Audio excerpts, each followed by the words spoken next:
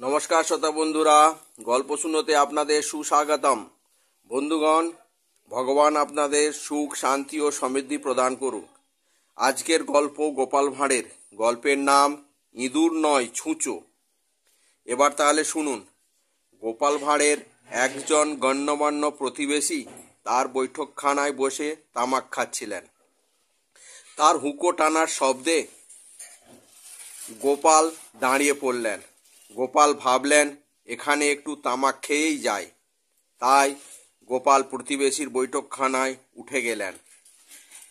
এখনকার বিড়ি সিগারেটের মতো তখন ছিল হুঁকোর চলন। একজন হুঁকো খেলে তা সেখানে উপস্থিত অন্যদের হাতে হাতে ঘুরত, সেও টানতে পারত। এরকম রেওয়াজ ছিল।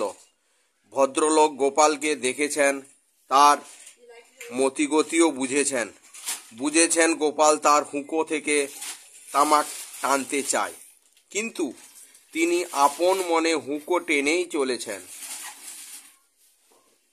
মাঝে মাঝে দম মেরে একটু করে থামেন। গোপাল সেই সময় হাত বাড়ান তার দিকে, ভাবেন এবার বুঝি তার হাঁকে হুঁকোটি দেবেন। এরকম বেশ কয়েকবার চলতেই থাকলো। ভদ্রলোক একাই তামাক টেনে চলেছেন।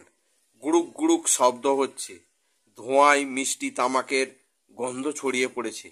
এরকম অবস্থায় গোপালের তামাক খাওয়ার ইচ্ছা ক্রমশই প্রবলতর হচ্ছে। কিন্তু উপায় কি? ভদ্রলোক তো হুঁকো আর ছাড়ছেই না। ভদ্রলোক এবার হুঁকোয় একটা লম্বা টান দিলেন, দিয়েই একটু থামলেন। গোপাল ভাবলেন, এবারে হয়তো হুঁকোটি তাকে দেবেন। এই ভেবে গোপাল আবার হাত বাড়িয়ে দিলেন। এবারেও সেই ভদ্রলোক হুঁকো ছাড়লেন না। বললেন, হাত কি হে গোপাল, বিড়ালের মতো একটু পর পর নুলো বাড়াচ্ছ কেন? ভদ্রলোকের এই কথাতে গোপাল খুব ক্ষুব্ধ হলেন। তবে বাইরে তার কোনো প্রকাশ না দেখিয়ে ঠান্ডা গলায় বললেন, এতক্ষণ ভেবেছিলাম আমার সামনে ইঁদুর, তাই নুলো বাড়াচ্ছিলাম।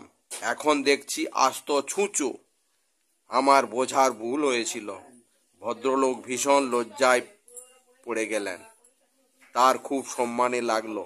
এবার হুঁকোটি গোপালের দিকে বাড়িয়ে ধরলেন। নাও হে নাও গোপাল, আর রাগ করো না, এবার তামাক খাও, আর ভালো করে হুঁকোতে টানটা দাও দেখি।